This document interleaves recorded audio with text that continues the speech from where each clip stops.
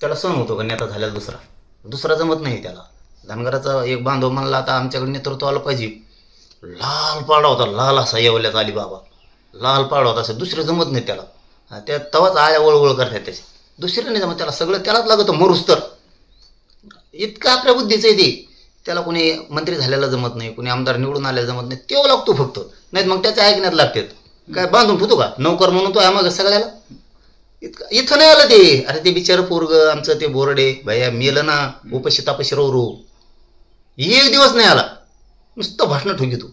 ते नागपूरवाला बी नाही आला. परळीची टोळी तात्पुरती आली ती, नाविलाज होता म्हणून.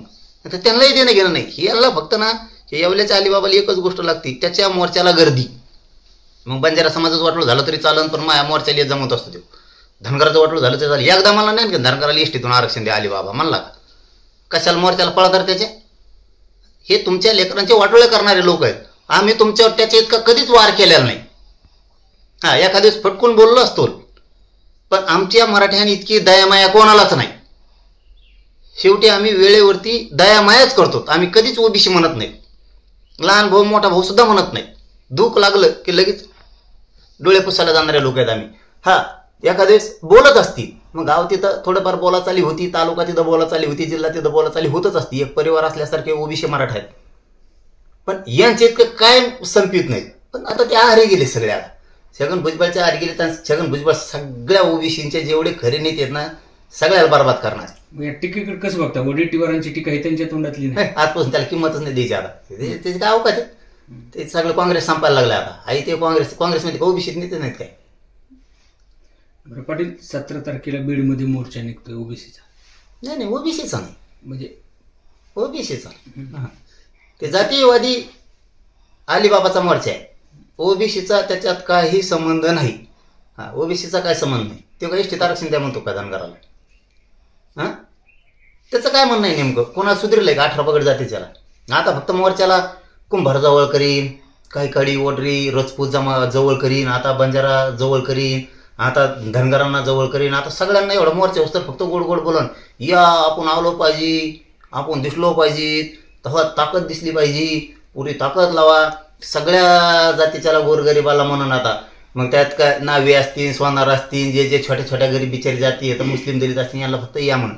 त्याचा मोर्चा झाला की झोपला घरी. त्यांच्या ध्यानात त्यांचा काय फायदा आहे? त्याचं फक्त त्याची लाभार्थी टोळी आणि ते तेवढं जातीपुरताच नेता आहे. ओबीसी बीबीसीच नेता नाही तो. पाटील, शेवटचा प्रश्न, फक्त यांनाच मिळणार. गोरगरीब ओबीसीला 300 जातीला काहीच मिळणार नाही. 340 जातीला काहीच. नादी लागू नका. आपण आपला बंजारा समाज कसा ताकदीने पेटलाय. इतकाच धनगर आता लढला असता तर मागं आरक्षण घेऊन मोकळा झाला असता, जात सुधारली असती. नका नादी लागू त्याच्या. आणखीन तरी वेळ तुमच्या हातातली गेलेली नाही. बंजारा समाजाचं कौतुक करायला लागेल. कसे पठ्ठे उतरलेत त्याला मध्ये वाघ भेटलंच पाहिजे. त्यांना कसं काय भेटत नाही, ही भूमिका पाहिजे. दुसऱ्याचे उगा शेंबड्यात मासे लोळा लिहून तिथं झिंडत येतं. टक्कूचे 4-5 घेऊन हिंडत येते आणि त्याच्या नादी लागले तो उगाचे कामान धामाचे. इकडं कचाकच ताकद लावा ना. बघा बरं, हे धनगर बी कसा चेतला होता आता जालन्याला. मिळत नाही. त्याच्या नादी लागला तुमचा देवारा होईल. लागू नका. तुमचं आमचं काय वाईट नाही. ओबीसींना मी जाहीर हात जोडून सांगतो, गोरगरिबांना, बाबा हो तुमचं आमचं काही नाही. आमच्या नोंदी सापडल्यात, म्हणजे आमचं वावर सापडलंय, 7-12 आहे. तुम्हाला द्यावा लागेल. आमच्या लेकरावर अन्याय करू नका त्यांचा आहे. आणि यांच्या तुम्ही नादी लागू नका. गावागावात आपले संबंध चांगले ठेवा आणि चांगलेच ठेवायचे. तुम्ही विरोधात आलात तरी मी आरक्षण घेणार आहे, नाही आलात तरी घेणार आहे. आणि हे सिद्ध झालेलं आहे आतापर्यंत. 58 लाख नोंदीनं 3 कोटी मराठी आरक्षणात गेलेत. हैदराबादचं गॅजेट घेतले, 17 संस्थांचं बी घेणार तरी मिळणार जे. आणि मग मिळणार आहे तर नाराजी कशाला? प्रेमाने राहू ना. काय काय त्या एवढ्याचं नका मागं राहू. त्याच्या वाटोळ करेल तुमचं देव. फक्त यांनाच मिळणार. गोरगरीब ओबीसीला 300 जातीला काहीच मिळणार नाही. 340 जातीला काहीच. नादी लागू नका. आपण आपला बंजारा समाज कसा ताकदीने पेटलाय. इतकाच धनगर आता लढला असता तर मागं आरक्षण घेऊन मोकळा झाला असता, जात सुधारली असती. नका नादी लागू त्याच्या. आणखीन तरी वेळ तुमच्या हातातली गेलेली नाही. बंजारा समाजाचं कौतुक करायला लागेल. कसे पठ्ठे उतरलेत त्याला मध्ये वाघ भेटलंच पाहिजे. त्यांना कसं काय भेटत नाही, ही भूमिका पाहिजे. दुसऱ्याचे उगा शेंबड्यात मासे लोळा लिहून तिथं झिंडत येतं. टक्कूचे 4-5 घेऊन हिंडत येते आणि त्याच्या नादी लागले तो उगाचे कामान धामाचे. इकडं कचाकच ताकद लावा ना. बघा बरं, हे धनगर बी कसा चेतला होता आता जालन्याला मिळत नाही. त्याच्या नादी लागला ना तुमचा देवारा होईल. लागू नका.